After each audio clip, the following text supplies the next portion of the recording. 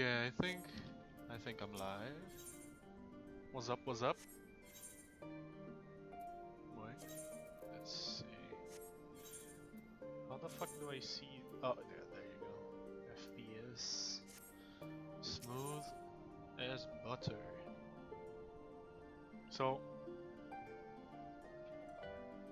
wait a minute. I'm gonna check my...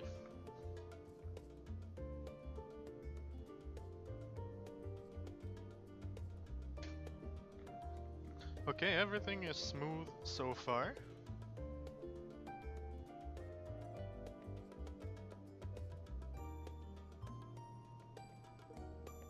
Yeah. We good. So, everyone welcome back. And this is gonna be part 2 of my Endwalker playthrough. So, yeah. We're gonna start with hitting the books with you know, the gang here on the left side, because I think I'm saving the best for last, because these boys look like you know, it looks like there's gonna be a lot of fucking action in their quest. So let's just start it. Hitting the books, Kryl is intent on uncovering the reason behind the forum's inexplicable behavior. Let's see. An unsettling change has come over Charlian, but together we will divine the underlying cause for the forum's callousness. As I mentioned before, however, questioning the councilors directly is a fruitless endeavor.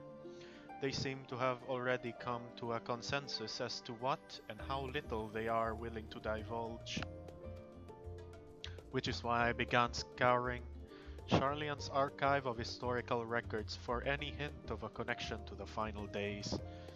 Suffice it to say that progress has been slow. There are only so many dusty pages one can skim in a day, but now that I have this band of willing reinforcements, the search should proceed all the swifter. Let us reconvene outside Numenon, shall we? Exit the annex to the right and you'll find the archives on the western edge of the woods. Alright. Let's go.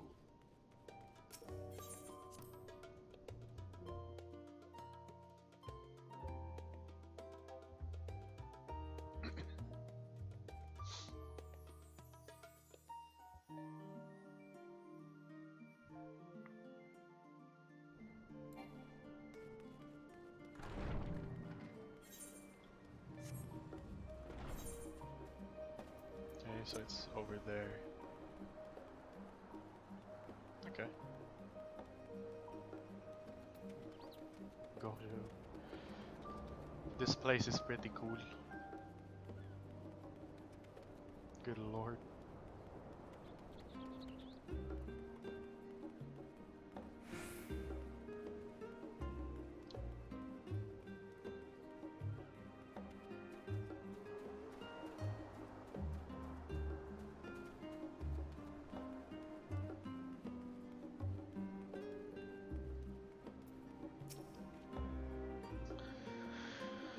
My directions were easy enough to follow, I hope.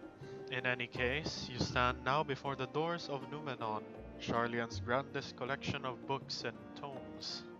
This building is actually only an entrance, and one of many at that, for the archives of Numenon extend deep beneath the surface like the roots of a tree.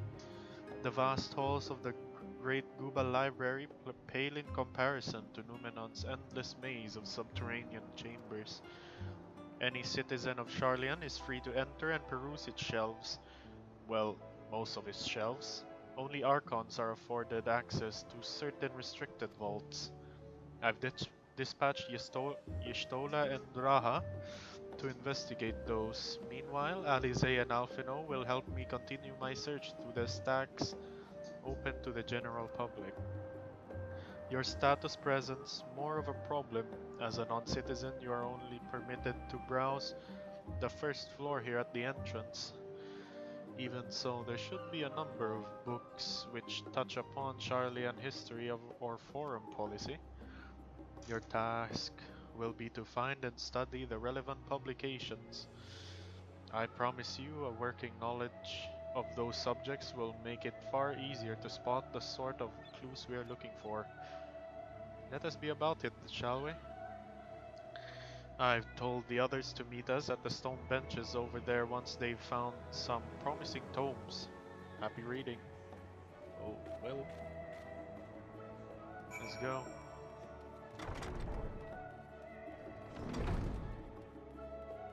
Already see one, a couple.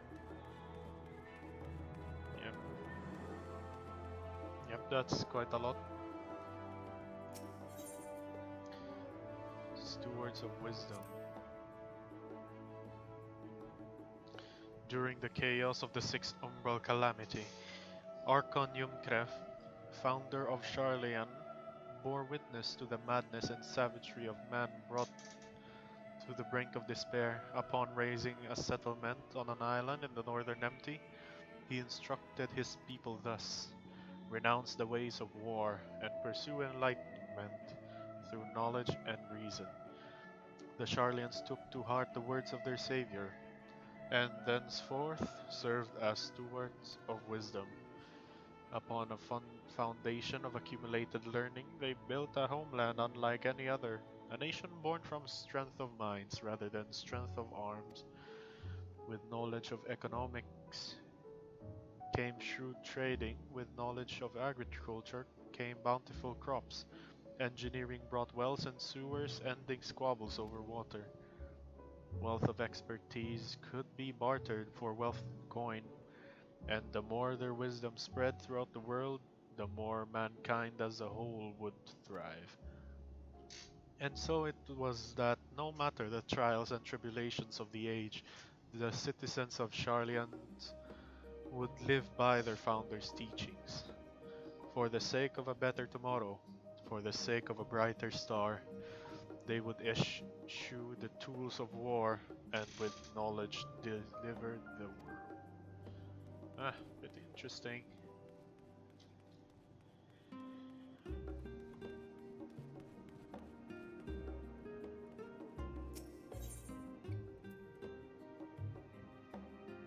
Well, okay.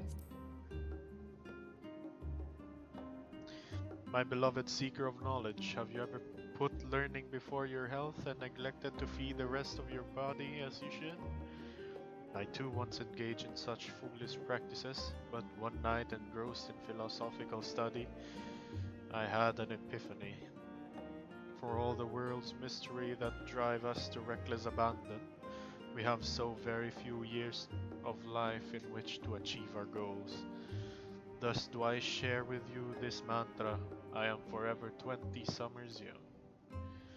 The number itself is unimportant. You could be 19 or 23 or 24. Whatever age you are when you discover this manual, let that be the age you aspire to remain. Through mindful, healthy living, will you extend the time available to spend upon your chosen research? Another day, another moon, another summer to grasp the greater truths you pursue. In the pages that follow, we will explore the secrets of maintaining one's physical condition from a biological, ethereological, and arcane viewpoint. Yep, wrong subject. Blue covered book. An introduction to the heavens.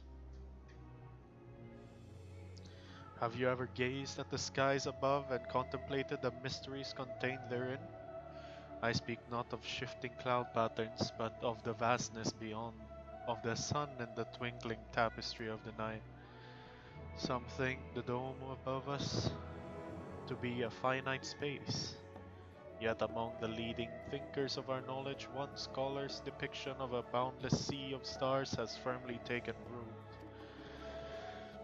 Alas, this heavenly sea remains an unreachable, unknowable destination.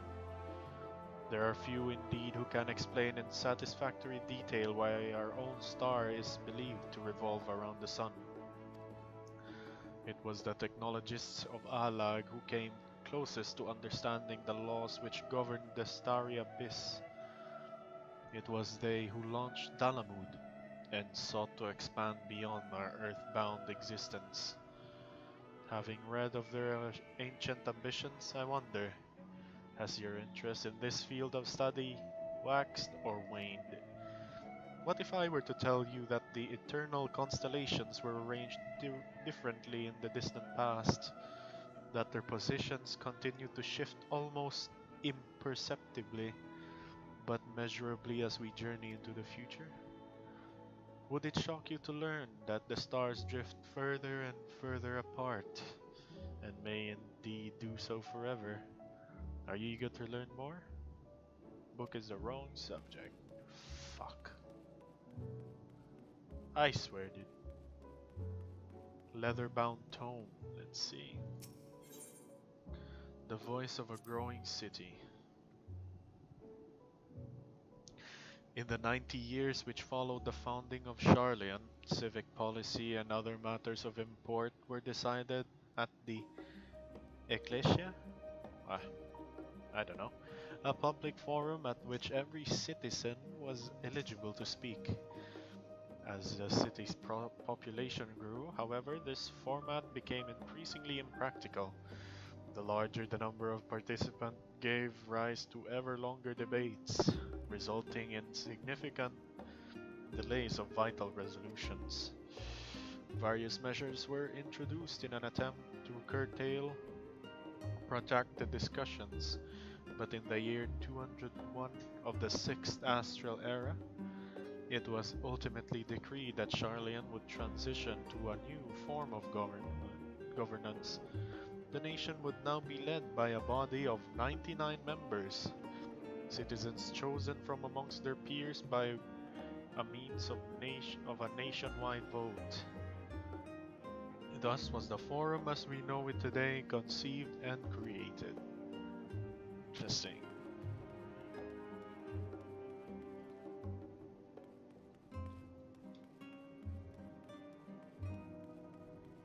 Red covered book. The colony. What's this one though? Story of Charlotte, maybe? Long, long ago, on an island in the northern sea, there lived a Rogadin man by the name of Nyunkrep.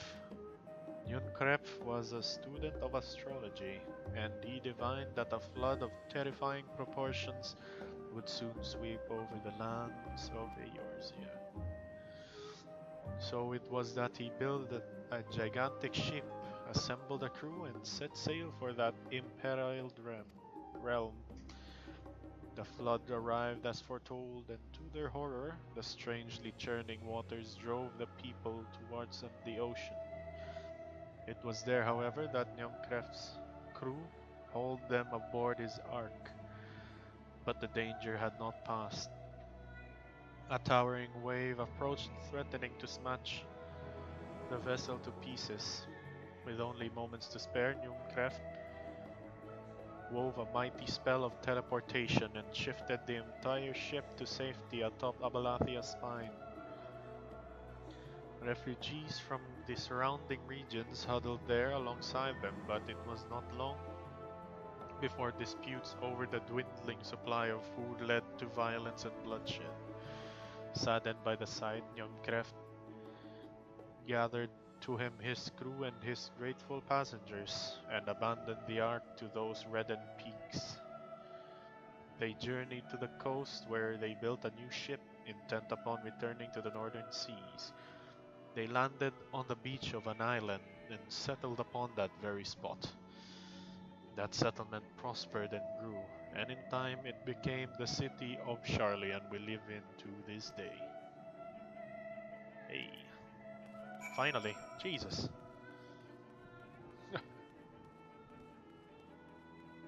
Not good. Jump. There you go. I hope this is voice acted, please. I beg.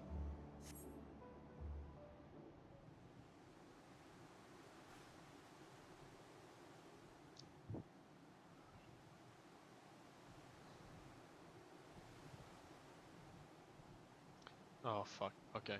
Sorry, were you waiting long?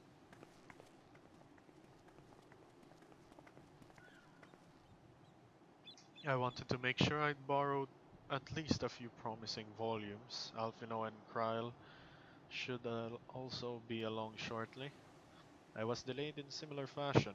As far as I could see, no titles in the Archon stacks mentioned the final day specifically, so we have no choice but to start with the tangentially relevant tombs. Holy fuck, my English. If they are even that. At present, the plan is to skim through as quickly as we dare and share our discoveries as we make them. It would have been nice to invite everyone to the estate. Plenty of comfortable places to read and a ready supply of hot tea. Ooh. Oh, I was always fond of reading outside, but it's not about the little pleasures, is it? You miss your home. It's it's been difficult.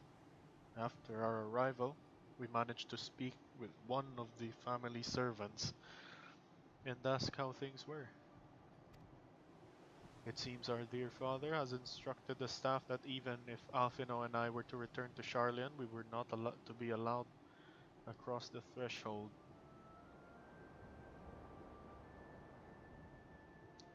A harsh measure indeed. I hope that our efforts to understand his position and that of the Forum will perhaps lead to a reconciliation. We'll mend this rift one day, I am certain of it. And what of you, Graha? Have you been to visit your family, or do they not live here in the city?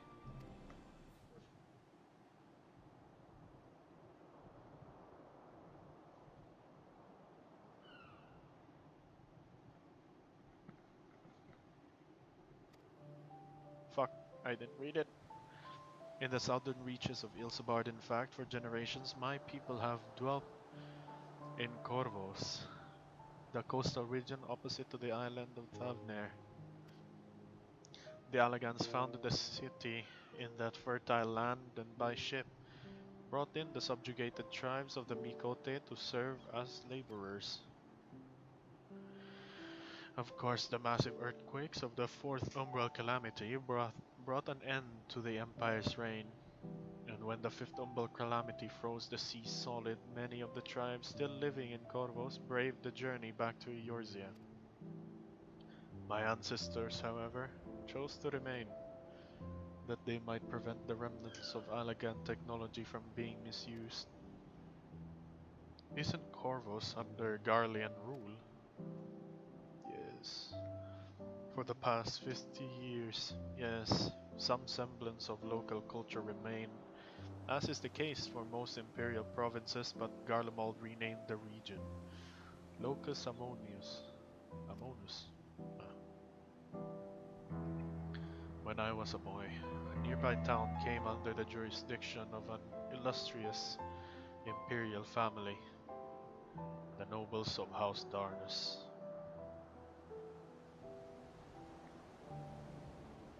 House Darnus demonstrated a singular interest in Allagan civilization, and so my tribe was forced to consider a plan of action. For some time already, voices had been raised in favor of abandoning our ancient customs. After all, the Allaganai no longer passed to our eldest children as reliably as it once had. Fear of discovery eventually tipped the scales, and the decision was made to bury our ties to the knowledge and traditions of Alag. As the last child born with the Alaganai, I was given over to the custody of friends in the students of Baldesian, who had me registered as a Charlian citizen. I never even considered. Forgive me, it was an unkind question. Even Thancred was taken in by Archon Louisoix, was it not? Stories of adopted wives? What the fuck? Waifs? And rescued orphans are more common among Charlians than you might think. And yet, regardless of our origins, we are all provided with an equal opportunity to learn. And with sufficient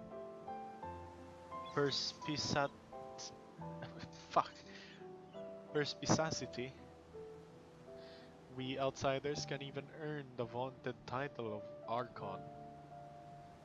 This is exactly why I have love for this country. And why I wish it to remain a nation of which its citizens can be proud. Hear, hear! Another good reason to get to the bottom of the Forum's stubbornness, aside from the trifling matter of our impending doom. Yeah. Excuse us while we try to make some headway into these books, Potato. More company should be arriving any moment now.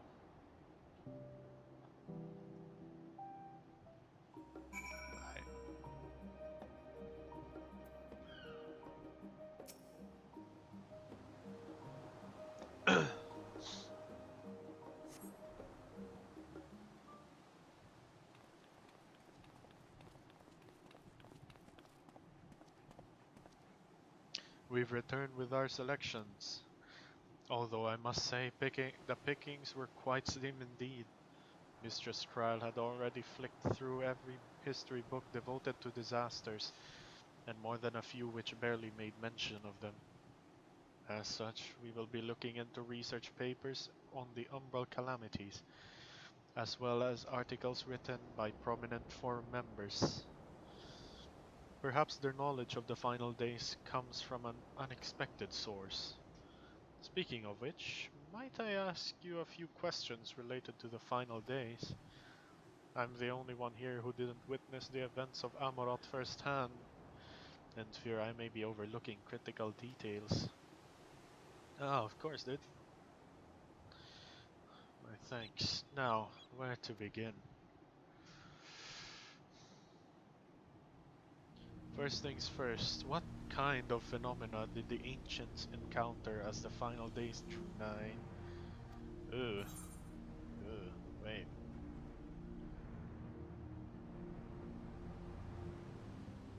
Primals of unrivaled power were summoned from the ether. Oh, I don't really know.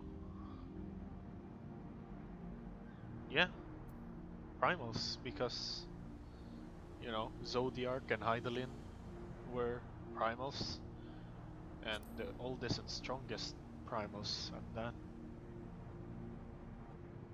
I believe Hydaelyn and Zodiac were summoned after the final days. Oh shit, oh fuck. Oh fuck. If we are speaking of phenomena caused by the final days, the chaos of creation magics run rampant is what first comes to mind. Fear and despair manifested in terrible, tangible fashion. Meteors raining from the sky, fire erupting from the ground, indescribable abominations prowling the streets. That more or less aligns with my understanding. If only the arts of creation had survived until the present day, we might have had something substantial to analyze. To the best of our knowledge, however, those techniques were not preserved or passed on. Y'shtola surmises that the closest known magic is that of the summoning rituals promulgated by the Ascians. Was there aught else of note which heralded the approach of the final days?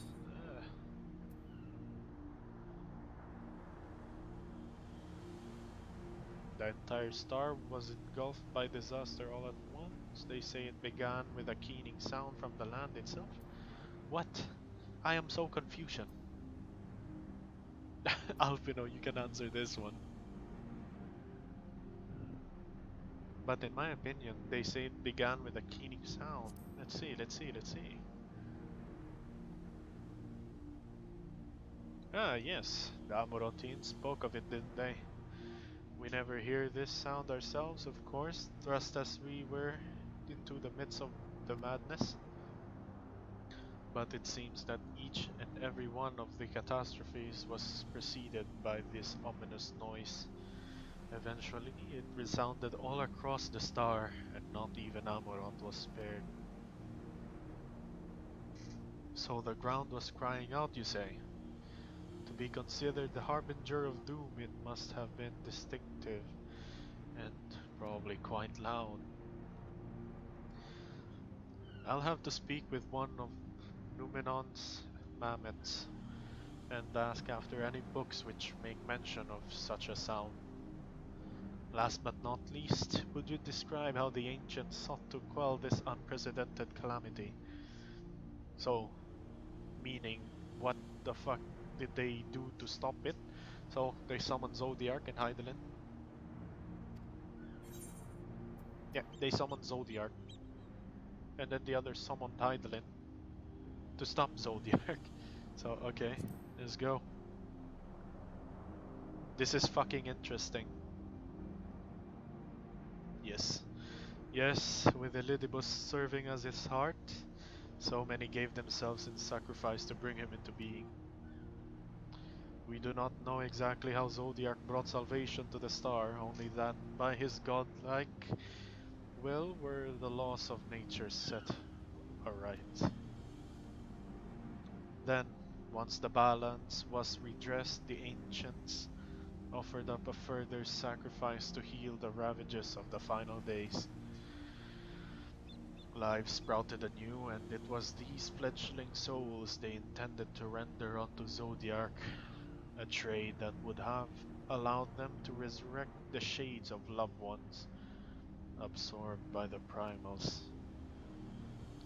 Or might have, had Venat and her fellows not manifested in their opposition in the form of Hydaelyn. Thank you, both of you. For the detailed review, I feel much more confident now in my understanding of the events. With all that freshly in mind, it does make me wonder what the Telophoroi truly mean when they speak of bringing back the final days. I hope that doesn't mean resurrecting fucking Zodiac or, well, after. I'm pretty fucked up right now. I don't know how to explain this shit. We've seen what they're doing with those towers of theirs. Is forcing people to summon primals a kind of catalyst? Are they attempting to mirror the conditions caused by unstable creation magics? Or are they simply using the final days as a figure of speech? A convenient metaphor for the scale of destruction they plan to unleash? Ah, but this is all just pointless conjecture at this stage. Let us return our attention to the forum, shall we? We should keep an eye out for Y'shtola, but 'tis time we began studying these research papers. Okay. Jesus, more! Dear God.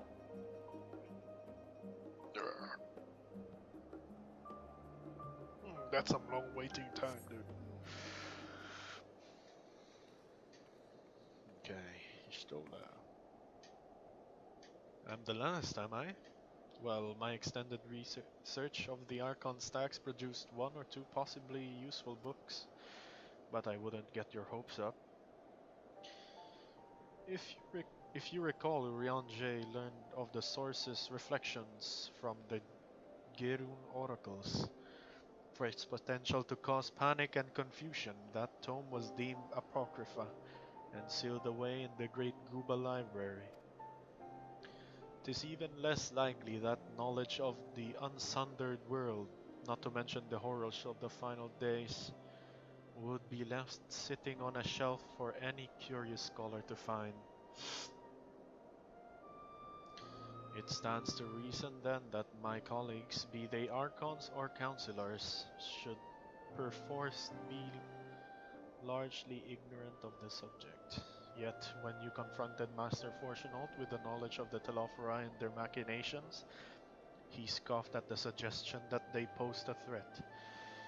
He seemed adamant that the Forum would know if the final days were truly upon us, which only supports the conclusion that whatever privileged wisdom is guiding the Forum's behavior, it is being kept secret from the rest of the nation.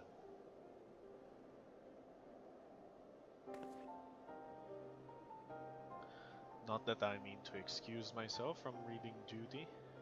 Whether they contain mention of the final days or no, these books could yet hold something of value. You weren't thinking of leaving, were you? There's plenty of work for everyone. Oh god.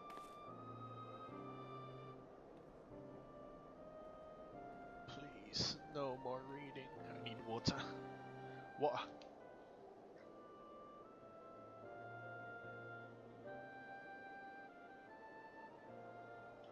You labor for what feels like an age as Y'shtola research assistant.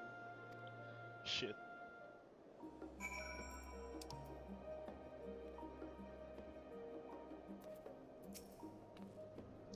Oh dear, you look exhausted, but what about your studies? Were you able to find any books on the subjects I mentioned? Then the day was well spent. You should wish to read them again. A mammoth at the reference desk will point you in the right direction. From the moment though, yeah, I should suggest you take a well-deserved rest. We might be occupied with our research for quite some time. Finally, holy fuck. Holy fuck.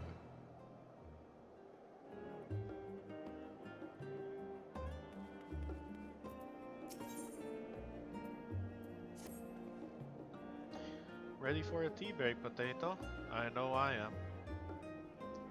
Honestly, my neck and shoulders are going to calcify if I don't stretch my legs and walk around for a bit. You know the last stand down in the harbor, don't you? Come and meet me near the outside tables, and I'll treat you to their coffee. It's quite good. Shit, okay.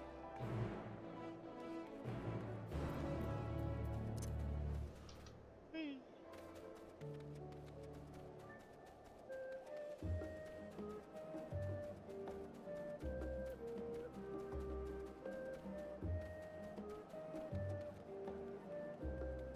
When the fuck do I get to find it?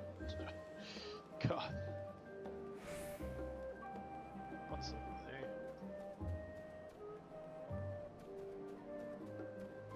When do I get to fight?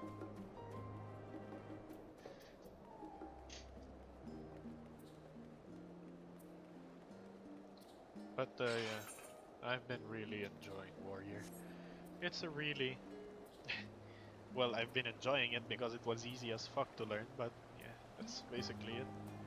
The insane self-healing as well, so... As busy as ever, I see. How very Charlian that no other gourmet cafe has sprung up to compete for customers. Actually, this crowd gives me an idea.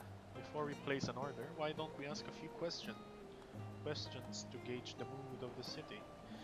I'm interested to hear what the average citizen has to say about the Telophori. We might even learn something new. Worth a try, don't you think? Okay. You can leave Alize. Okay. Yeah.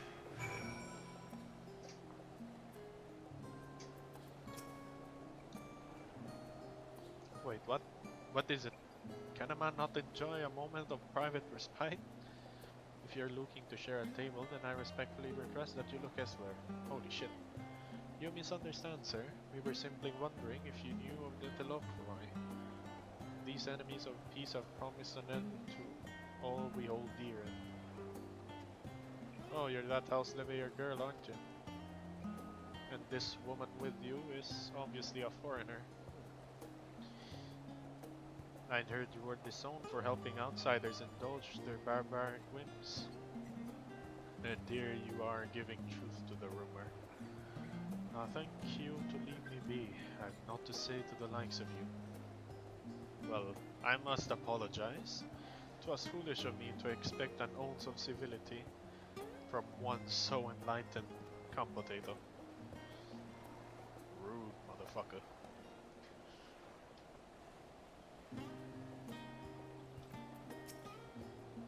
Yes, I don't believe I've had the pleasure. Pray excuse the interruption, but we were hoping you might share your thoughts on the Telophoroi and their unconscionable plans. My goodness, if it isn't the young Miss Leveilleur. My apologies, but I work in the offices of the forum, and if word reached Master Fortunal that I was helping you. I see. I'm sorry to have bothered you. She... Dickon. Oh yeah. Please be voice acted. Oh. Welcome, madam. What can I offer you today? Yes, some information, please. Wait, is that Mistress Alice I see? My word, how long has it been? Far too long. Meet Dickon, the owner of the last stand. I used to frequent his cafe on occasion in between lessons at the studium. It seems like an age ago, but I remember hearing that you and Master Alfino had set sail for Eorzea, but then you never came back. Lately there's been gossip about your father disowning the pair of you. Everything alright at home? Nah, it's complicated. And I had expected complete strangers to be so familiar with our situation quite so quickly. Everyone has an opinion, it seems. Well, it is House Leveilleur. No matter how discreet Master Fortunal may have been, news of your family's doings never stay secret for long. Things being what they are. What brings you back to the city now of all times?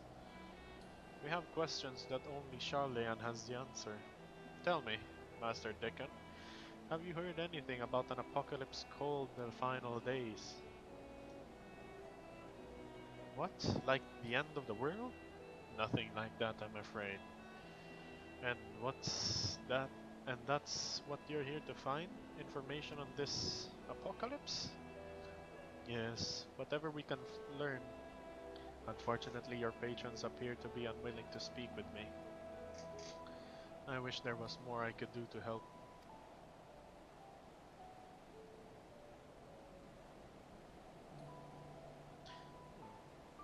Maybe there is. You're a visitor from Charlian, aren't you? Then few will know your face. We should be able to pass you off as a server with none the wiser. We just finished preparing a few orders. Strike up some friendly conversations while you're setting down the food. And you might just get the answers you're looking for. Not a bad idea. I hate to ask, but what do you think? Alright. That's the spirit. Pay attention. Now and I'll explain where each of these dishes needs to go. The tea set is for the chatty group sitting by the water's edge. The omelette is for one of our regulars, a Highlander by the name of Gisla. She's sitting at an outside table with a friend of hers. Behind them you should see a Mikote gentleman. He ordered a oven-baked lobster. Got all that? Okay. Shit. This is gonna be fucking fun. So, Gisla.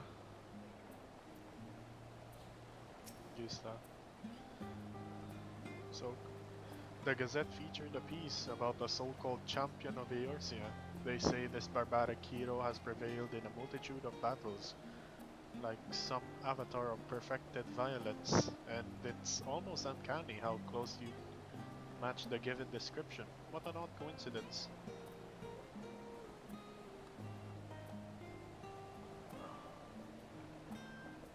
Oh, here's the chatty group. So, I think this one is the tea set. I hope. Oh, please. Oh, my tea set. Lovely, thank you. That's hello for who? I'm sorry, I've never heard of them or their final days. My friends and I are somewhat uninformed when it comes to current events. Now, if you wanted to hear about ritual arcane practices of the 6th astral era, common and or esoteric, then I'd be happy to talk your ear off. Oh shit, run. This one is omelette. Ah, finally! 2, 4, 6, 8. Let's dig in, no time to waste. Oh, fuck, I actually... God fucking damn it. What? The Telophoroi? Ah, yes. I remember seeing the name in the latest gazette. That and some grand claim about the end of days. Same old senseless warmongering. When will these fools grow tired of spilling each other's blood? Best stay out of it, I say. The forum made the right choice and I fully support our decision to remain neutral. Alright.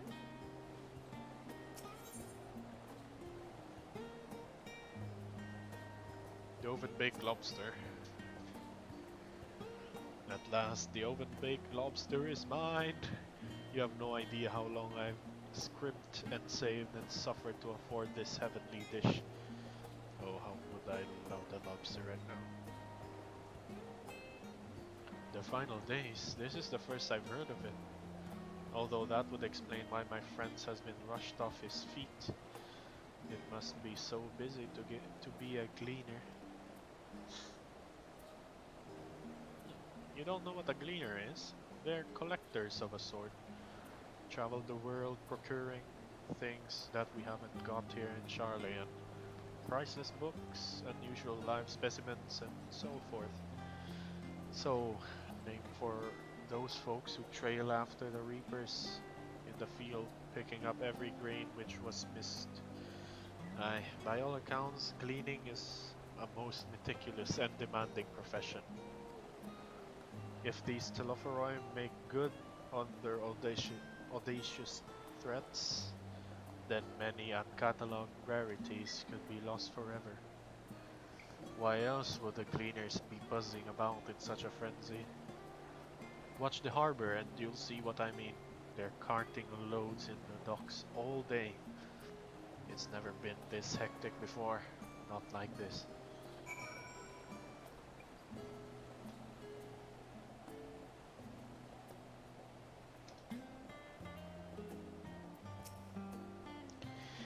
Any trouble with the customers? Were you able to get anyone talking? Interesting. They seem unaware of the final days, aside from whatever vague news the gazettes are printing. Even Dickon have had nothing to offer and he's the best source of gossip in the city. If the forums does have this secret knowledge, then they've done an impressive job of ensuring no one whispers it in the wrong ear. In any case, thank you for playing the part so well. Here, that cup of coffee I promised. But let's enjoy our drink somewhere else, shall we? Maybe behind the peristyle, away from the gossip and their wagging tongues. Okay.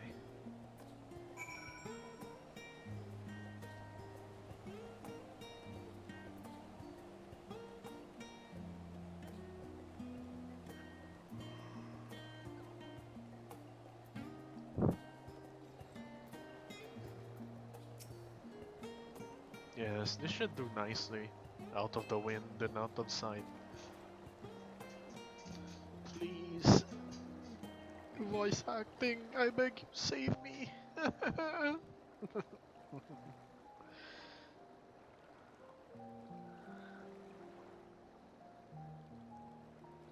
This looks chill. When our father disowned Yes. us, I couldn't believe what I was hearing. Finally! Okay, I'm gonna... yeah, try not to talk. It wasn't until much later that his words began to sink in, that I began to feel the weight of what it meant. Do you remember when the decision was made to come to Charlian? Graham said that the Forum was determined to keep us in the dark, and that Father's venomous performance was part of that strategy, to keep us at arm's length. Perhaps it was. Father argued with Grandfather on many occasions, but never with such dismissive contempt. And when he demanded what justifies the sacrifices we make in war, I honestly didn't know what to say. Neither did Alpha know, I know, but never for one moment did I believe we had made the wrong choice. So all I could do was fume silently. It was only afterwards that I realized how childish I had been, how being stubborn and self-righteous must run in the family. If I could have just mustered a civil response, then things might have turned out differently.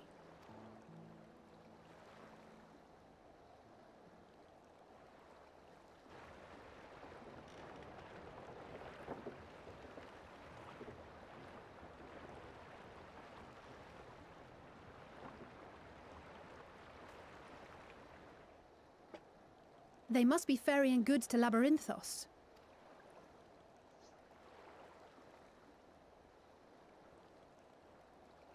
A vast complex beneath the island. Charlian is famous for archiving knowledge from around the world. Well, that knowledge is not preserved exclusively in dusty tomes and desiccated samples. Interesting. Our living library, comprised of all manner of flora and fauna, is housed and studied within that underground facility. Still, that did seem to be an unusually large shipment. When I lived here, it was rare to even see such cargo transported by boat.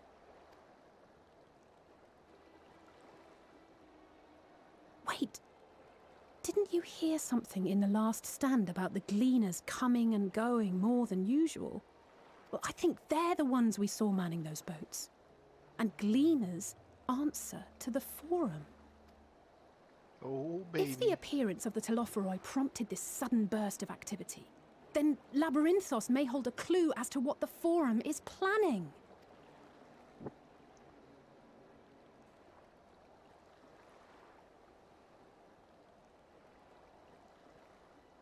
So, is that like a dungeon or something? Or are we just gonna go in there?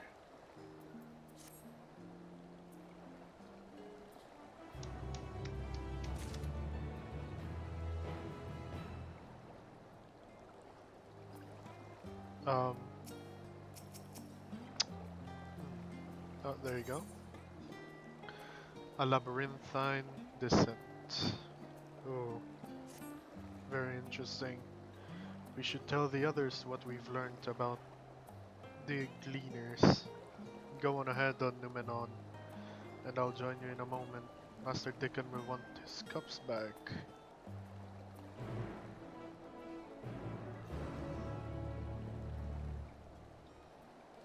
So I need to go back up there. Oh Lord.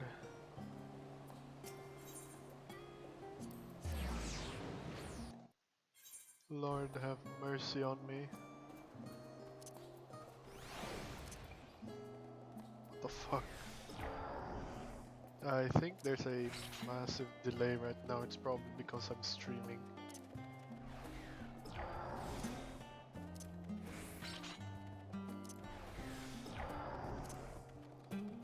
There you go. I think I just trained it, I guess. Or else I wouldn't be able to fucking properly weave some shit when we actually get in a fight.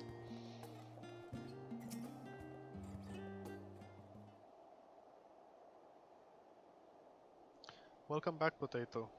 Been for a walk and cleared your head, have you? Not exactly. We did some impromptu investigating and turned up information on the Gleaners.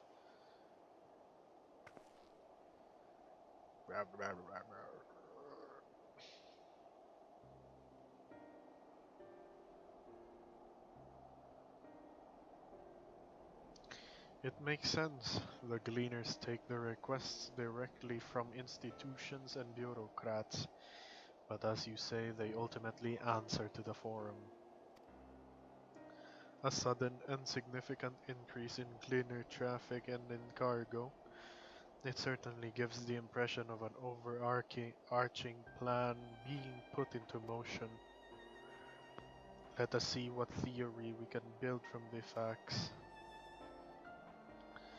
As Yustola observed earlier, Numenon's archives appear to contain no information concerning the final days. Coupled with what Potato and Alice learned from at last stand, we can be reasonably sure that most Charlians know nothing of that particular period of ancient history. Yet my father and his colleagues are not only familiar with the final days, but are also somehow certain that the destruction being perpetrated by the Telophoroi who is wholly unlike these apocalyptic events. Moreover, the Forums claim to be so occupied by duties of such pressing importance that they saw fit to anonymously deny Eorzea's request for aid. And now the Gleaners, official agents of the state, have been mobilized on an unprecedented scale. I do not think it a stretch to conclude that the Gleaners' recent activities are in service to the Forum's secretive ends. In which case, our next course of action seems obvious. We visit Labyrinthos and assess the situation for ourselves. If we are lucky, the Gleaners will be far more receptive to our questions. What should we expect down there?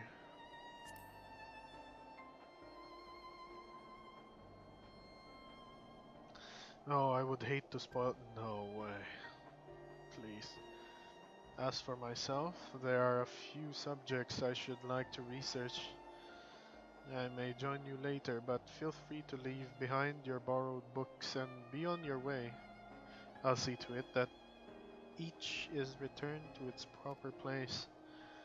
That would be a great help. Thank you, Raha.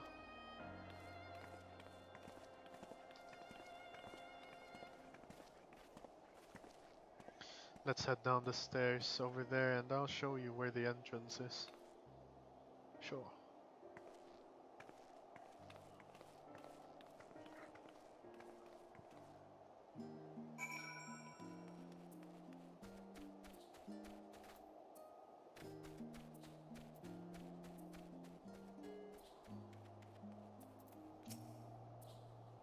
Ready? Labyrinthos is not too far from here, but you may find the path a bit disorienting. I'll take the lead, so stay close. Follow Alize and try not to fall behind, okay? Come on.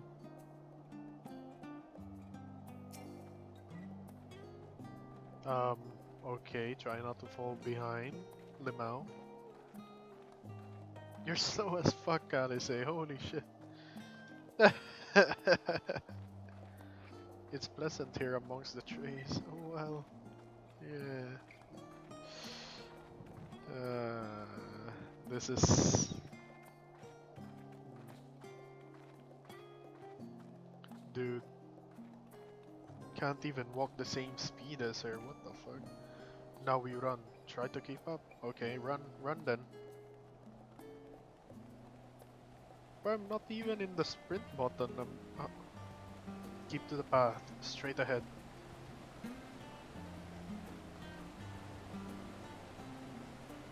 We cross the bridge.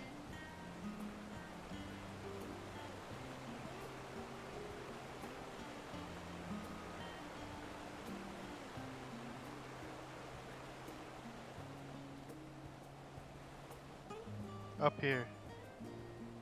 Up where? Oh, okay. The mouth.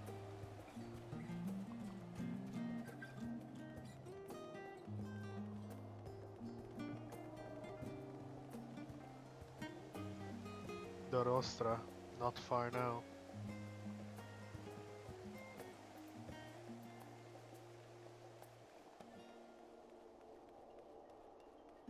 is it over there? Oh wait, I don't know.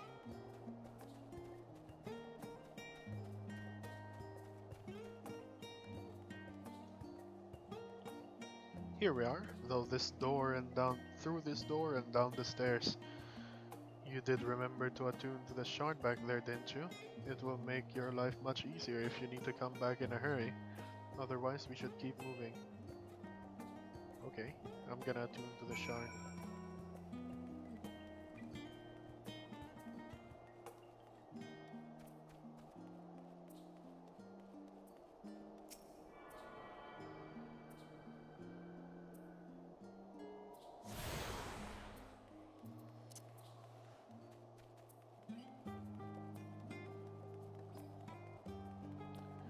The Hall of the Artifice.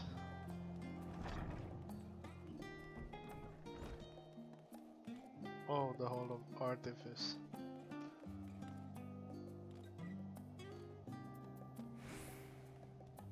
Ooh, this is an interesting place. We're all here now, yes? I have taken the liberty of securing permission for our group's descent. Right, everyone into the lift. And down we go. Okay. Dude, I hope... I really want to fucking fight something or do a dungeon. Shit. Maybe a level 81 or level 82 dungeon so I could use bloodwetting. I have never used bloodwetting before, if you didn't know. And I'm level 84. Deep beneath the scholar's city shines a false sun within a fabricated sky. In any age exist those who consider the floor an extension of their bookshelves. And this vault's architects surely belonged to that special breed. Dude, I really think this voice is Emmett If Selk. the stack grows too high, start a new one. If no room remains, then make more rooms. A simple solution at first, and then bit by bit, a profound transformation. Whoa, what the fuck? Knowledge, buried beneath knowledge, a growing, creeping labyrinth from which there is no escape. The Northern Empty Labyrinthos. Huh. This looks like a pretty interesting place.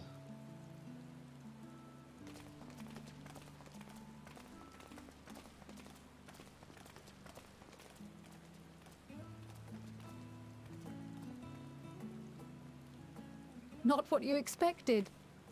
I must admit, the artifice is very convincing. But I assure you that we are beneath Sharlayan itself. The breeze you feel, the flowing waters you hear, all created by the hand of man. The island is volcanic, you see, and once upon a time this great hollow must have been a reservoir for magma. It was discovered some 400 years ago, at which point it was repurposed as a storage facility for scrolls and samples and such. Renovations have continued, with nigh on no interruption to this day, with the lower levels still undergoing expansion. Aren't those people gleaners?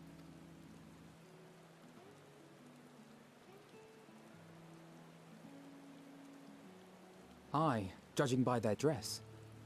They are said to work alone as a rule, but 'twould seem that rule is being enthusiastically broken today. It may be as you suspected, that they are engaged in a task apart from the norm.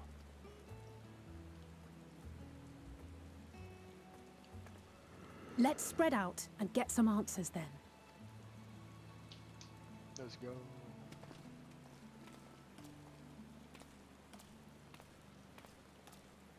Ugh. Oh shit. Oh shit. Oh. The fuck's going on, bruh? You tired? Did you call to me just now? Hi, Dylan. No. How odd. I must be a bit dizzy from the descent. Bruh. I'll be fine, I'm sure. Let's get to work, shall we?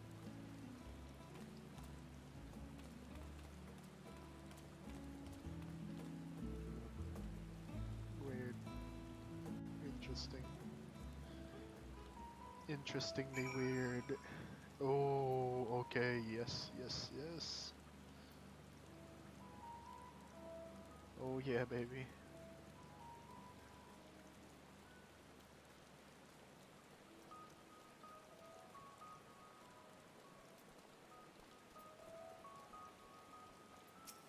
Erenville, you here to help? You here to help or give me more headaches because you don't have the look of a gleaner? And I'm not in the mood for I'm in no mood for idle chatter. One of my colleagues was so exhausted he took a tumble and crashed into a pile of crates. Now I have a pack of marmots running loose. Hmm, okay.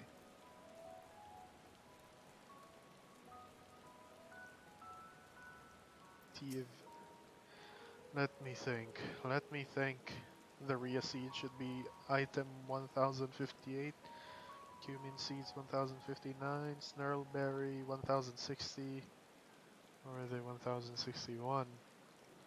Oh, my head feels like it's stuffed with moko grass. Why more loads to take out than carry in? Why do all this at once and risk mixing it up? What if someone mistakes the Kurthan carrots for Girabanyan carrots? What then? Jesus.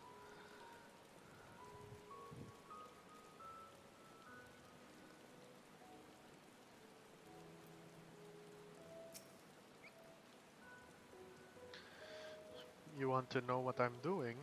Hauling books and ore and fauna. If it needs hauling, I haul it. Every decade or so, they take stock in Labyrinthos. You know, sort and tidy up the inventory. Never seen an operation like this before though.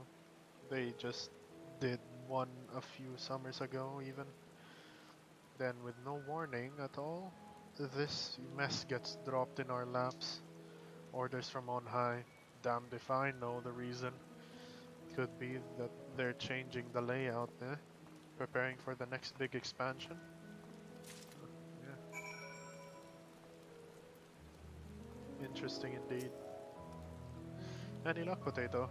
What tales did the cleaners have to tell?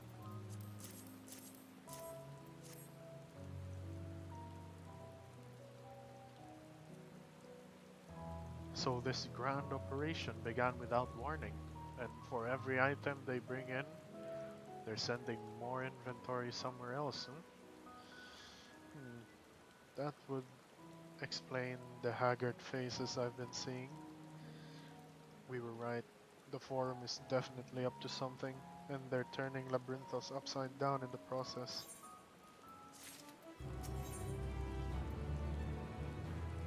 Kryl appears lost in thought.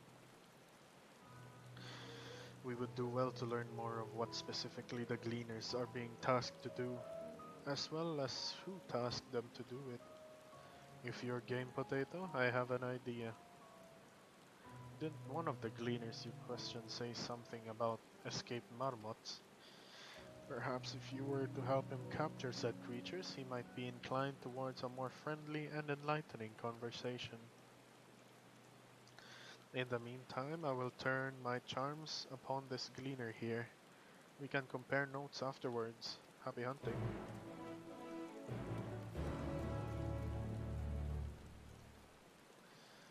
Glorified rat catcher.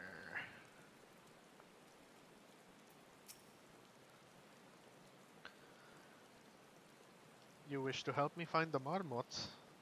I've nothing suitable to pay you for your services, but if you're offering out of goodness of your heart, I welcome the assistance. Oh yeah. The name is Erenville, friend. Specialist in the collection of live specimens. That said, the capture of these Nagsian marmots is a trial. I've no desire to repeat grizzled mice, they call them. For a mercy, there are no other marmot species on this tier at present, so many there. So there should be no mistaking our little fugitives. If you happen to catch any, stuff them in the sack. Gently, of course. Where to begin, you wonder? I've not seen any scampering around here, so we'll need to widen our search into the surrounding forest. Be on your guard. There are beasts out there that won't hesitate to prey on a marmot or you. I'll search the trees to the west. The eastern part of the forest is all yours. Good luck.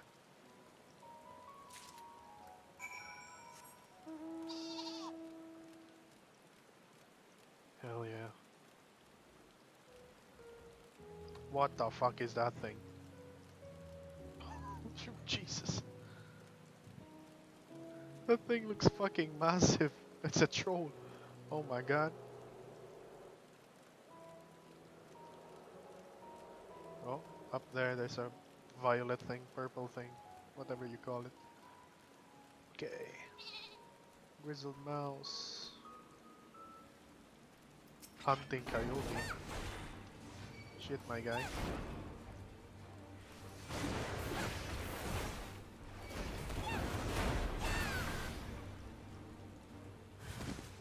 More. More.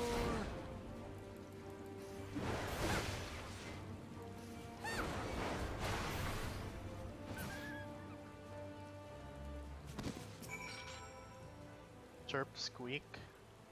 No, you fucker. Barely have you ready the sack when the grizzled mouse scampers off into the underbrush. Shit.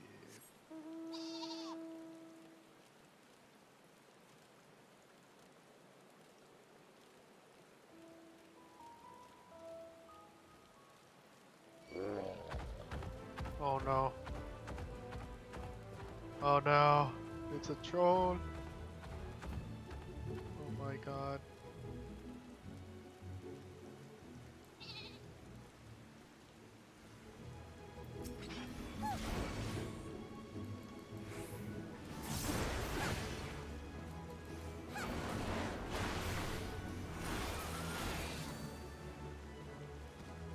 Hunting for what?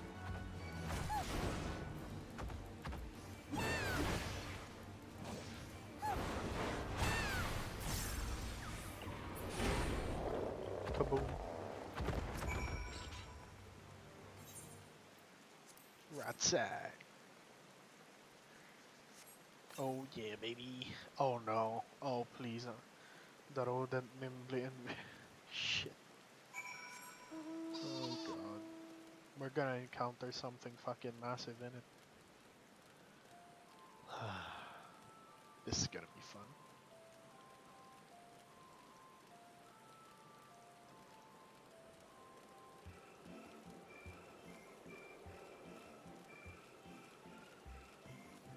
Let's try and go up. This is a pretty oh, someone's with an umbrella? What the fuck? This is a pretty interesting place though.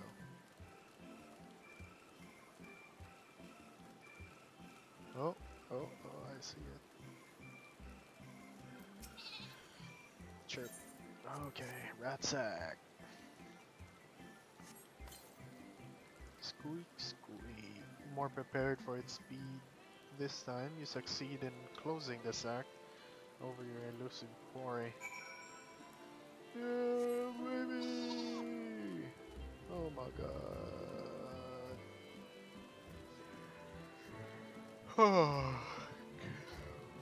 Good lord.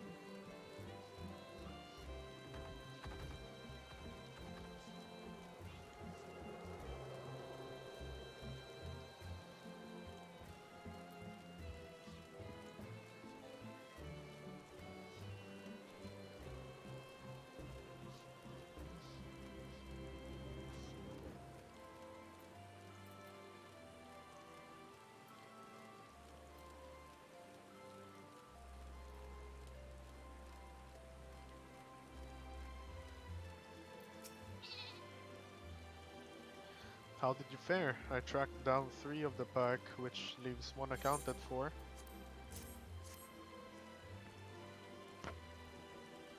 Ah, there's the old marmot out. Wait here for a moment. while I put our friends in a holding cage. Yeah.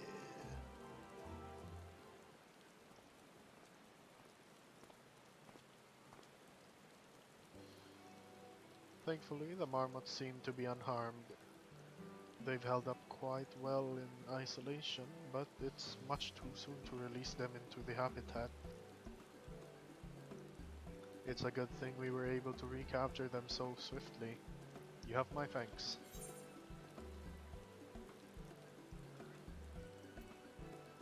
What would you do with the marmots now?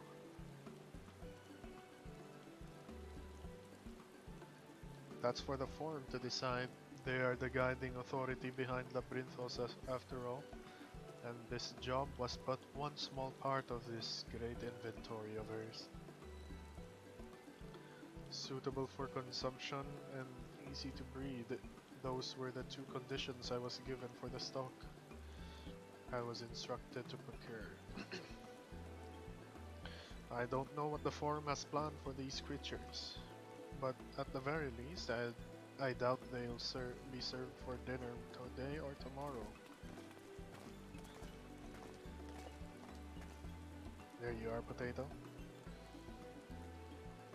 Ah, is this the gleaner you mentioned?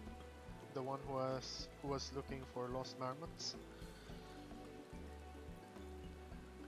Interesting company you keep, friend. Who are you folk anyway? I'm Kryle of the students of Baldessian. These others are my associates. Truth be told, the forum's decisions of late have not sat entirely well with us. That is why we made the descent into Labyrinthos. We hope that by seeing those decisions put into action, we might more fully understand the reasoning. Wise and practical. Never hurts to try and gain a broader perspective, does it? Anyway, duty calls. Other animals to capture and enclosures to empty. Once again, I'm sorry that I can't offer you more for your services. Nah, but it's good.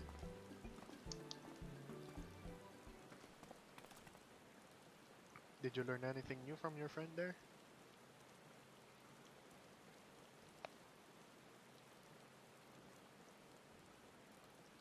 So we've confirmed that the order for this ambitious operation did indeed come directly from the forum. However, the gleaners have not been informed of its purpose. I'd say that fits with everything we've heard thus far. We also discovered when the operation was begun, the forum contacted the Gleaners Guild ship and put their people to this great work for some 4 days. Some 4 days after the Telophoroi made their chilling declaration. As seasoned travelers, the Gleaners keep abreast of news from every corner of the world out of necessity. Thus I am inclined to trust that their calendar of events is accurate. Altogether, it gives the distinct impression that this undertaking was a sudden and unexpected development. Yet I find it hard to believe that such a comprehensive restructuring of Labyrinthos and its archives could have been placed in so brief a window. Yeah, very interesting. Nay, this plan was long in the making. They were but awaiting the right time to put into effect.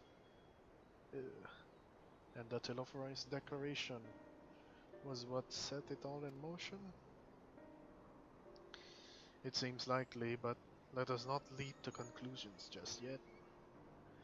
For the moment, I suggest we conduct a wider investigation of Labyrinthos. The more facilities we visit, the more pieces of the puzzle we stand to find. In that case, how about we head to the Archeon? From there we can reach the lower... Oh shit! It's the noise!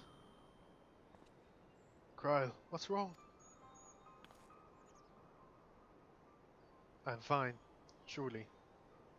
The sudden descent has left me with a bit of a headache, that's all. Nothing that will stop me from soldering on. Let's be about it then. At least allow me to take the lead. I'm fairly certain I remember the way to the Archeon. We followed the path to the east through the forest where you were chasing after that mouse or marmot, was it? Anyway, this is the trolls you need to watch out for.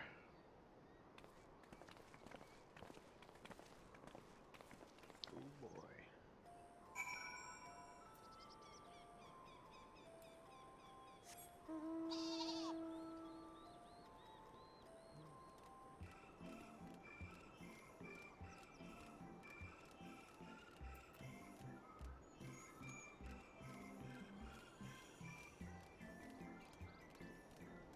The trolls look so fucking weird. God. Dagnabbit.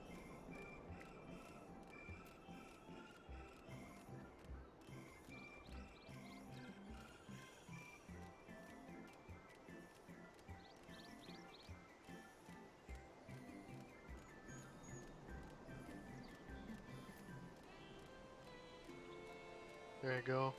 That's an aetheryte crystal.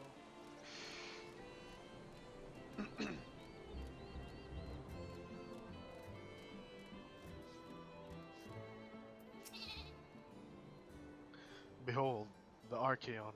As Numenon serves as Charlian's literary archive, so does this structure house the city's wealth of material data. The architecture too is similar. This building you see is merely the upper entrance, an access point to the vaults carved into the cliffside itself. Within those vast rooms are stored countless samples and specimens as well as the detailed records which describe them. In a manner of speaking, the Archeon contains a physical history of what history of Charlian's unwavering dedication to the accumulation of knowledge.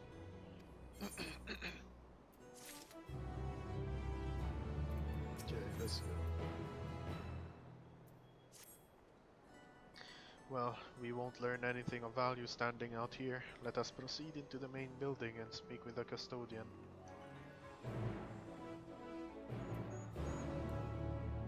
Let's go. I'm gonna attune with the aetheryte.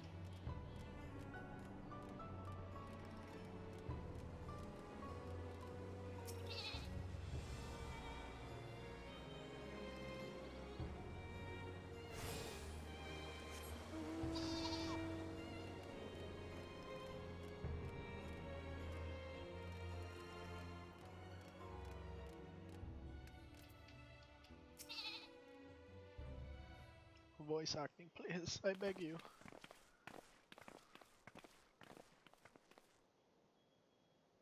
Oh no. Greetings. We are here to peruse the Archeon's vaults. Peruse?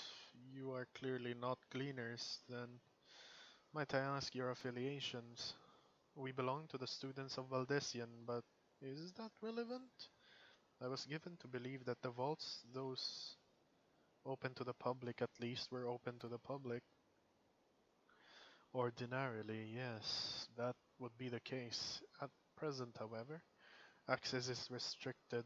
Only persons directly involved with the reorganization efforts are permitted to enter. Not us then. I suppose we had better move along to another facility. This building has a lift which connects to the middle tier, yes? Might we at least make use of that? Oh damn. That service has also been suspended, I am afraid. For the time being, priority has been given over to the conveyance of inventory. What? So this is as far as we can go. I apologize for the inconvenience. Please come again after our restructuring operation is concluded. By that time it will be too late, and we were so close to getting answers. We need to rethink our approach. Let us step outside for the moment, shall we?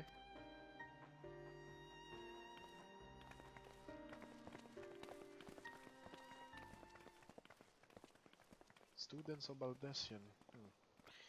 Oh, fucking fuckers. Biggers.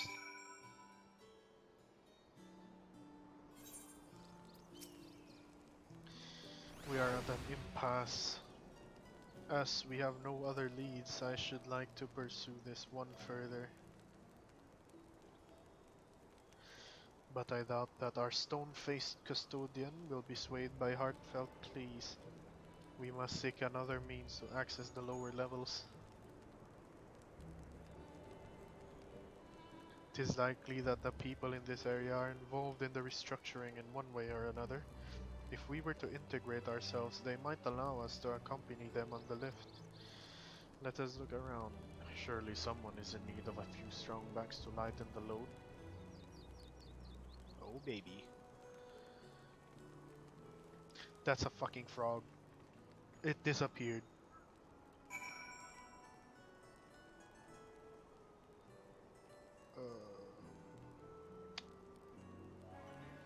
Yeah. Oh, I see something there.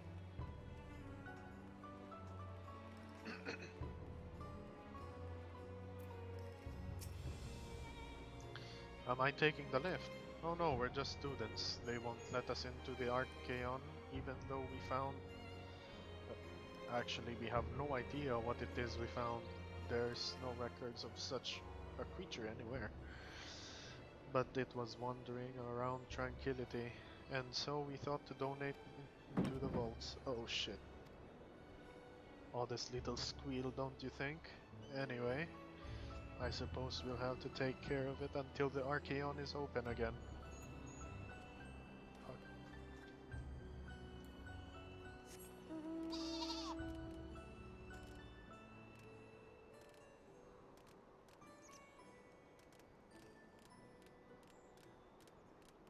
Where the fuck? Oh, over there. Bone weary worker.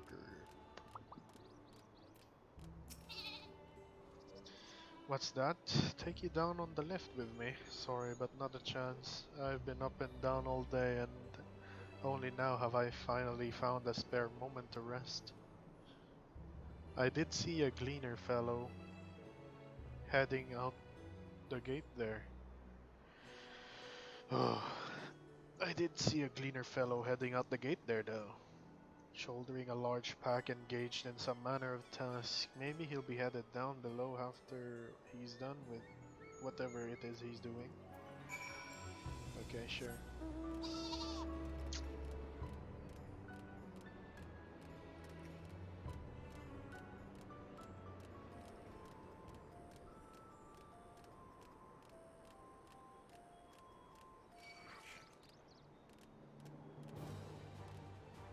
Oh, here he is. Oh, it's Erenville. Oh, nice. Quiet, you'll frighten it away.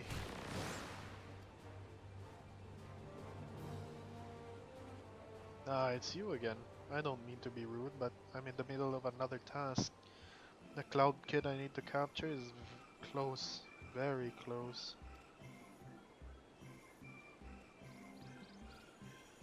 You wish to help me with this too. You spend your time in unusual ways, my friend. Still, two hunters are generally better than one. Very well. The canal here is a common gathering spot for birds of all kinds, but the one I'm after is the hornbill. Its feathers are green and its cry is a distinctive call. Single it out and shoot it with this sleeping dart. Oh shit. The effects are short-lived, so I'll lie in wait down by the riverbank to claim our quarry. Be sure to hit the right one. This is gonna be difficult. Okay. Caw, boy.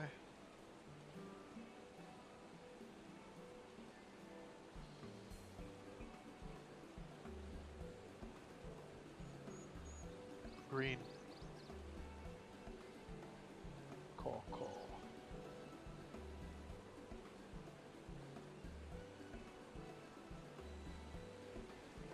Quack quack.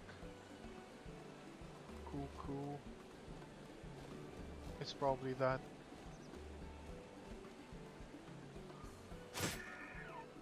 I hope. Oh yeah, baby. I'm too good. I'm a god.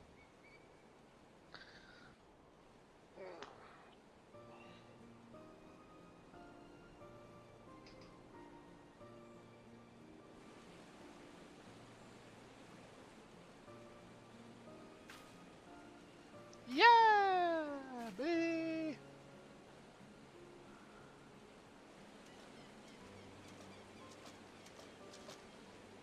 A fair shot.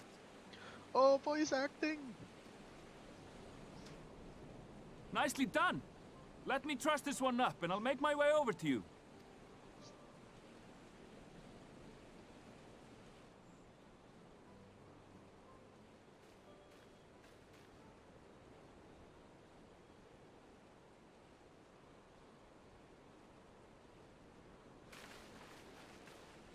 There you are. Any new revelations?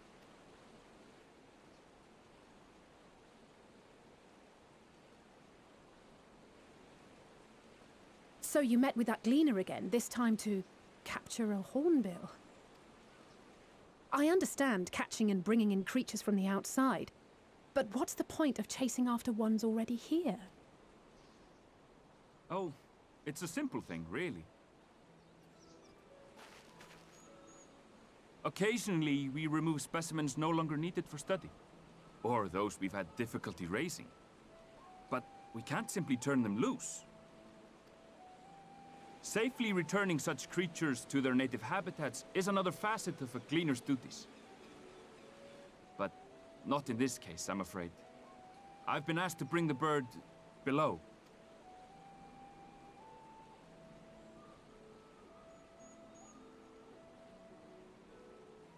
The restricted section in the lower levels of Labyrinthos. Open only to a select few researchers hand-picked by the Forum. The projects down there are the subject of rumor and hearsay. Forbidden magics. Advanced technologies that can never be allowed to fall into outside hands. Even Archons are not privy to the truth. Those who are, the researchers involved in this secretive work, are not permitted to walk freely in the city, and are instead required to live in isolated quarters. What could a facility subject to such strict security protocols possibly need with a hornbill? An experiment? Possibly. I wasn't afforded an explanation. But judging by the requisition list given to me and my colleagues, I doubt it's for any kind of advanced research. I'd be more inclined to believe we were making preparations to migrate to the south. Mericidia or thereabouts. What? Why would you say that? Much of the flora and fauna we were asked to procure could serve as reliable sources of sustenance. They're comparatively hardy species too, able to endure harsh climates. And among them are specimens known to be effective in improving soil quality and purifying water. When you put it that way, migration does sound like a reasonable assumption. That's all it is, though. An assumption. Through our tasks, we gleaners glimpse only bits and pieces of the Forum's plans. Our prime concern is that our requisitions, be they living or otherwise, are properly preserved for the knowledge of future generations. Now, I really must be going. I regret that I cannot reward you as you deserve. Perhaps you might reward us after a fashion then. It is imperative that we reach the lower levels. And seeing as you are already set to descend with your assigned cargo, mayhap we could accompany you as your assistants. Oh boy. I'm afraid that won't be possible. Once the animals have been prepared for transport, we send them down separately via the lift. I will of course follow after to make my report, but I can hardly pass you off as porters when there's nothing left to carry.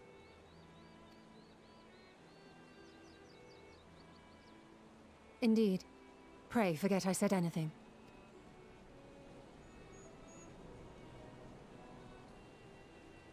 How do you feel about climbing? If you've strength and the courage to brave it, then there is another way down.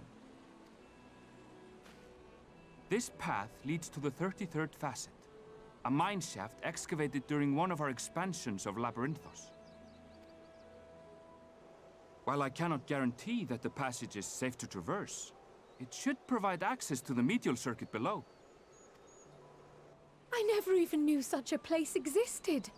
Thank you. This is the perfect solution. Oh yeah, baby. You're quite welcome. But consider yourselves warned. If the going proves too treacherous, you'd do well to turn back. I bid you good day.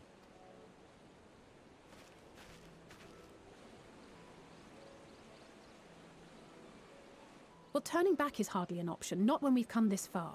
Let's go and take a look at this mine shaft.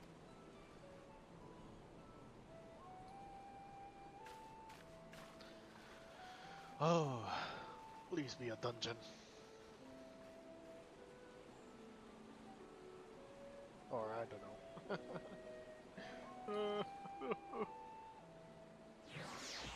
Fuck, dude.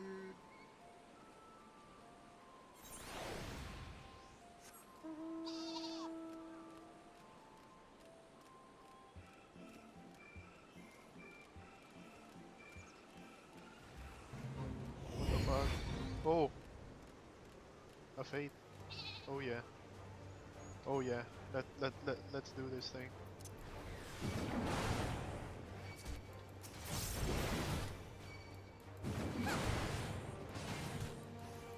XP bonus. Oh my.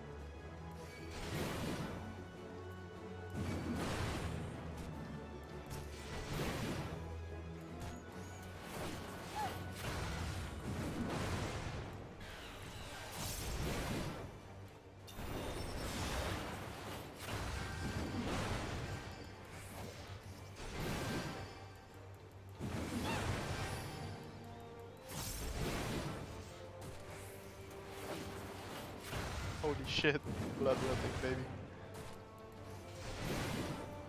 This is insane, judging that I could use this every 25 seconds. Holy shit. Fucking awesome.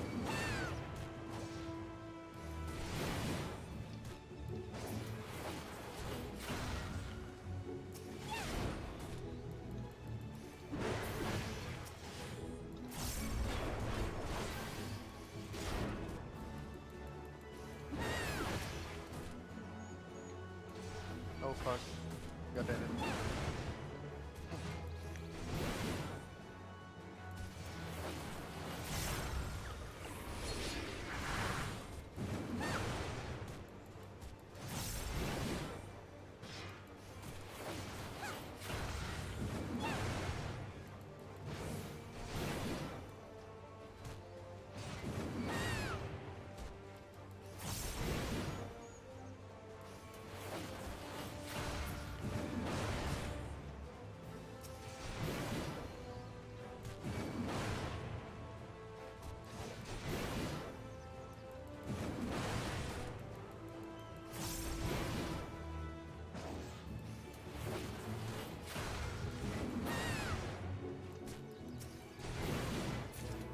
Hey, let's go. Nice, nice.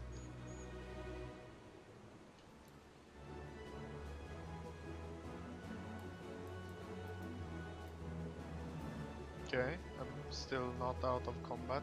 What the fuck? Okay, there you go.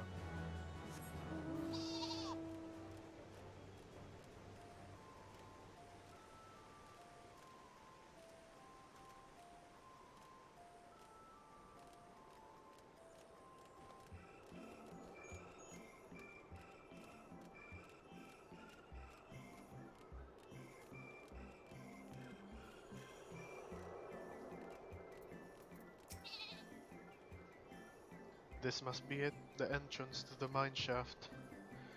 'Tis faint, but I hear something moving within. Creatures homed there by the researchers, you think? Well, slavering beasts aside, we will need to watch our footing. We should tighten our straps and such before we continue. Let's go.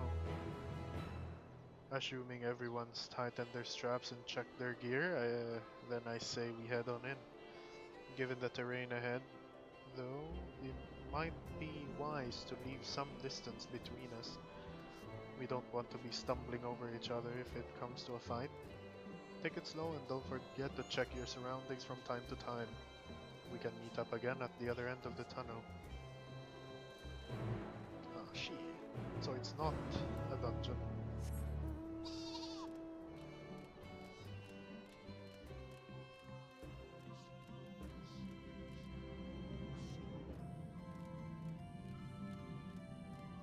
What the fuck is that thing?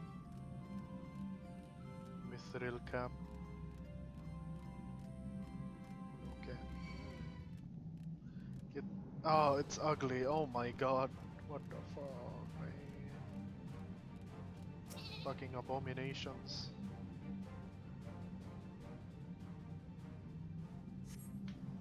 Oh shit. I smell.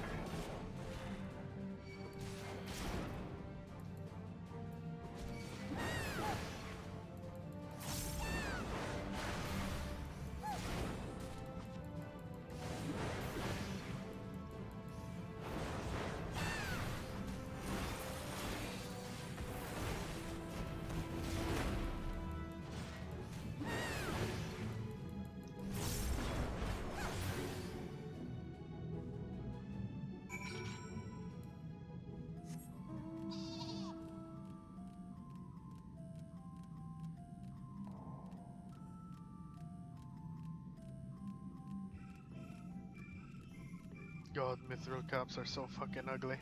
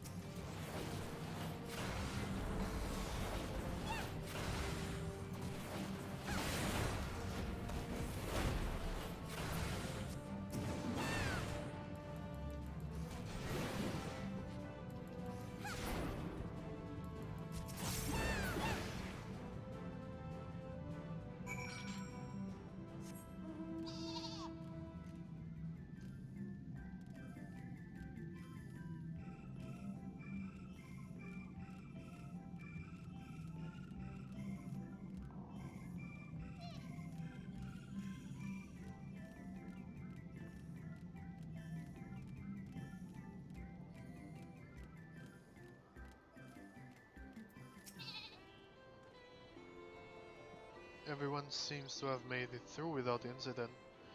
Nothing of consequence at least, and as promised, the tunnel has delivered us into the medial circuit. As I recall, this tier is where they keep a wide variety of samples for agricultural products.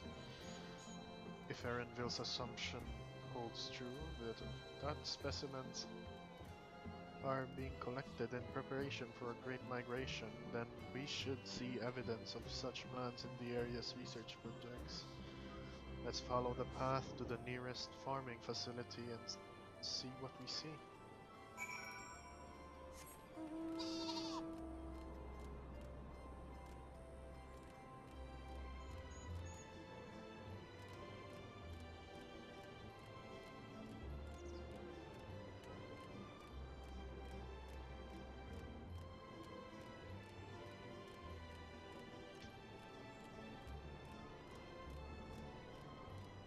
Stray egg, stray garlic, stray queen. What the fuck?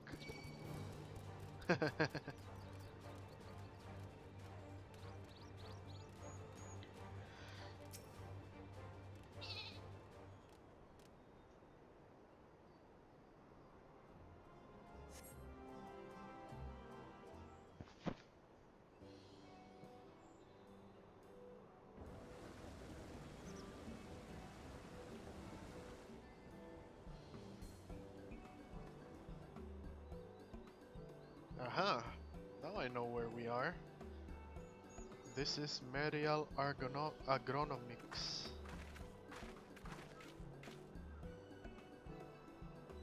Labyrinthos is host to a wide variety of vegetation which allows us to conduct studies on cultivation methods utilized in foreign lands. And it is this facility which coordinates and oversees those efforts. The fruits of the research go to feed their Labyrinthos colleagues, or so I hear. More notable successes might make it to the Agora. Food so exotic you would be hard pressed to guess their origin, let alone how they might taste. Indeed, mystery vegetables without a name. Only a list of nutritional benefits scribbled on a card.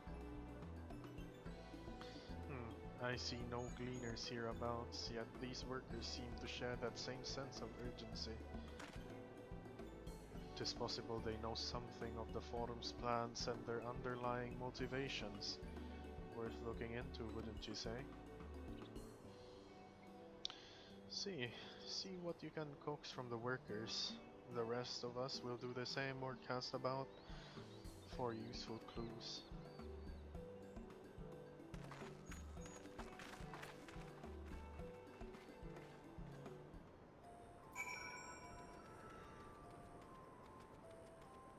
After this quest, I'm probably gonna go. So, yeah. Let's see if we can get in one of these. Oh, there you go. Jibiki. I don't know. Oh, hello there. We weren't expecting visitors, not with use of the lift being restricted. How did you make it down here anyway? Oh shit. The mine shaft, you say? Ah, well, you're a much hardier soul than I. Under normal circumstances, I reward such tenacity with a guided tour of the fields. But I'm afraid the forum has us filling order lists a mile long. Massive yet detailed requests, literal wagon loads of crop samples, and hardly any time to put them together. When I first heard of this grand reorganization, I assumed we would be shuffling around old stock to make room for the new. Then came the orders for ridiculous quantities of seed we've already thoroughly researched. Passing strange, eh? I pressed for an explanation and was met with vague assurances that all would be revealed in due course. Not the most satisfying answer.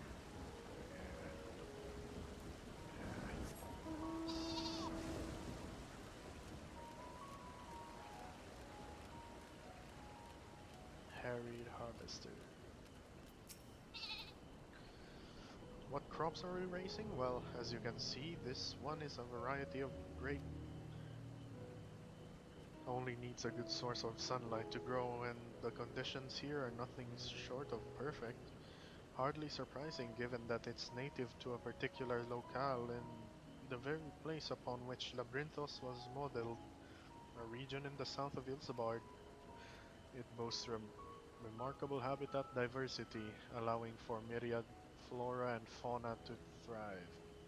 Chilly peaks in the north give way to swaths of temperate plains, which in turn transition into a hot, humid coastline. Such bountiful territory is ever contested, as you might expect. Used to be called Corvos, before the Imperials renamed it Locus Amonus. Oh, it's Grahatia's thing. The forum saw it not as a prize, however, but a researcher's ideal environment, one whose climates we strove to recreate within the confines of Labyrinthos. It since provided a rich foundation for countless experiments in cultivation. Interesting.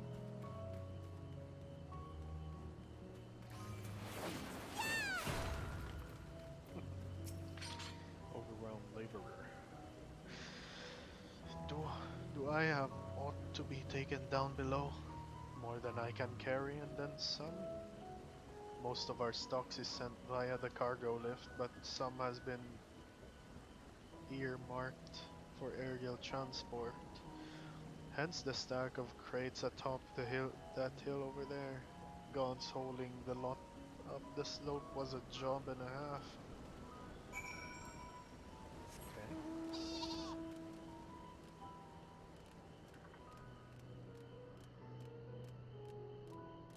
A fucking tomato. Are there fucking potatoes here? Wait, I think... do I? No, I don't know.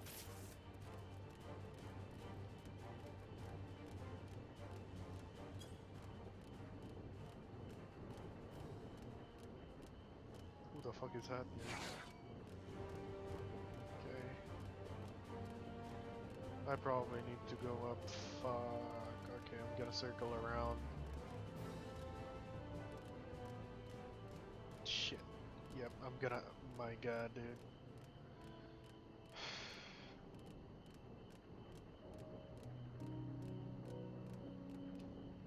Would have been great if I could fly, but yeah, undiscovered territory.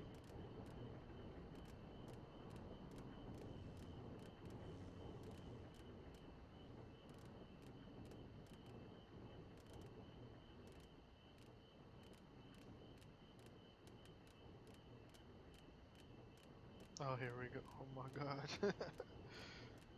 Jeez. The labels on these crates tell the story of their contents, bundles of common seeds and saplings accompanied by sheaves of reports.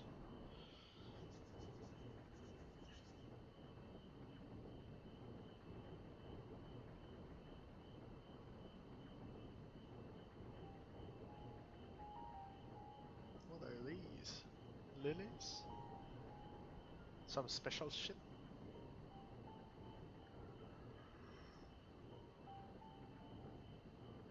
Hard to look away, isn't it?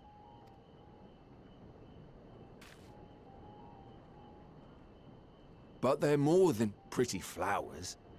Heart blooms are attuned to ambient emotion.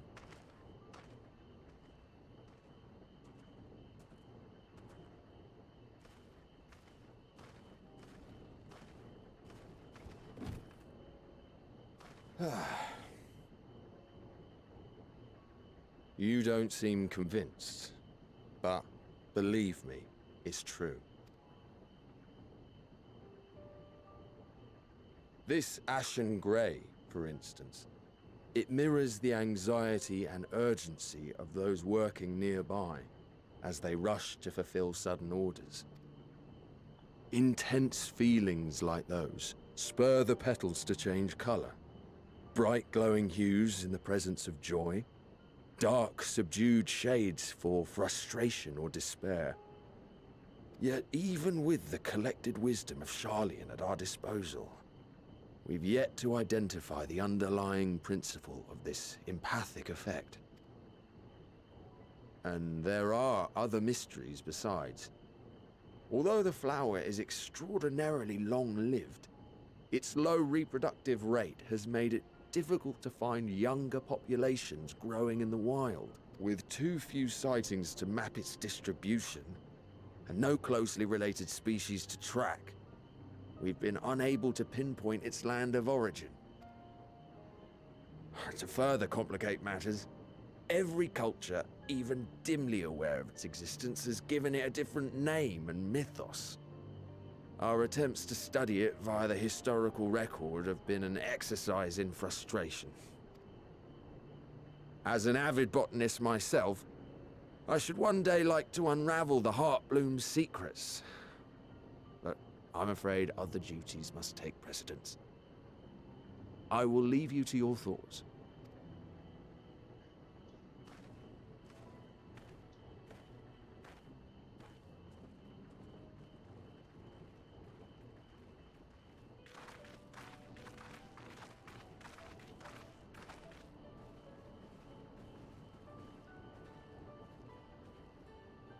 Have you learned aught of interest?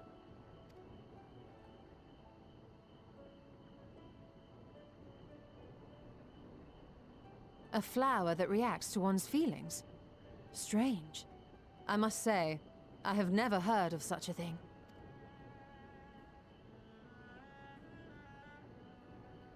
This is all very fascinating. But as it stands, we've failed to gain any significant insight into the Forum's undertaking. Indeed. While there is certainly enough activity to support Erenville's supposition that a priority has been placed on improving food production, unfortunately for our investigation, these workers were never informed as to how their duties serve the master plan. If only we could interrogate the Forum members directly.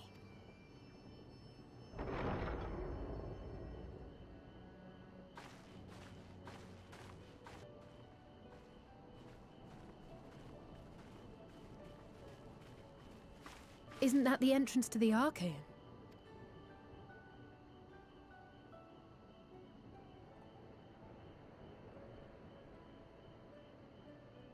Oh, it's Look, him. there. I think that's Erenville. A little difficult to tell from here, but I think you're right. He did say he was coming down to make his report. Erenville receives his orders from the Forum. Would it not follow, then, that the superior to whom he reports is a Forum member, or at least a close associate? You mean to eavesdrop on their conversation? What of the risks? Ours alone to bear. We won't interfere with Erenville's work, nor will he be implicated as an accomplice. If you're not comfortable taking part, I can do this alone. Nay. I said myself that I wished to know Father's intentions. And no answers will be forthcoming should we simply ask nicely. We can apologize later, should it come to it. Right now, we need every crumb of information we can get our hands on. Consequences be damned. Oh my god. Shit. It might be best if you came along as well. In fact, we should all... Well. Oh shit. Kryl is being hypnotized.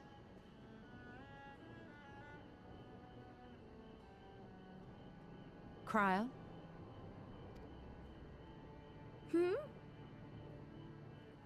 Oh, yes.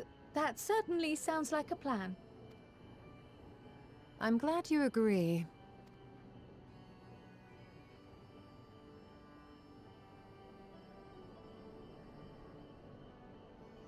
Quickly!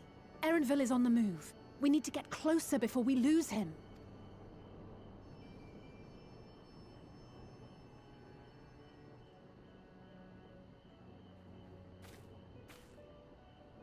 Almost. I can almost reach you. What?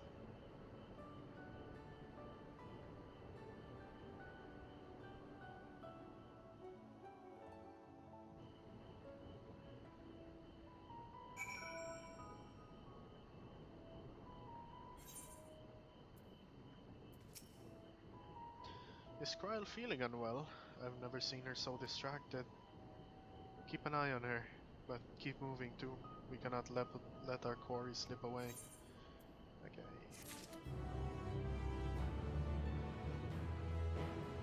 So, I'm gonna end that shit here. Next. Jesus. My god.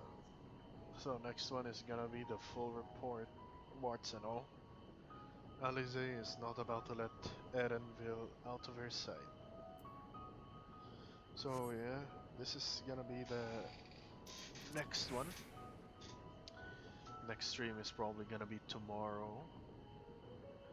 As you can see, it's almost 11 PM where I live. So tomorrow in the afternoon, my time, I guess. So yeah, I'll just see you guys there.